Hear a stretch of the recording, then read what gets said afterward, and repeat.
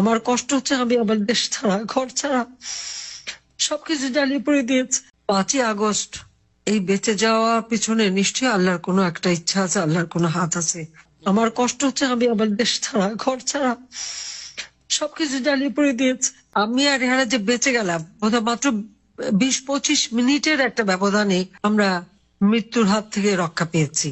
আমার শুধু এটাই মনে হয় যে 21 আগস্টের হত্যাকাণ্ডের থেকে বেঁচে যাওয়া বা কটিরপাড়া ওই বিশাল বোমের হাত থেকে বেঁচে যাওয়া, আবার এই 5ই আগস্ট এই বেঁচে যাওয়ার পিছনে নিশ্চয়ই আল্লাহর কোনো একটা ইচ্ছা আছে, আল্লাহর কোনো হাত আছে। নইলে এবারে তো বেঁচে যাওয়ার কথা না।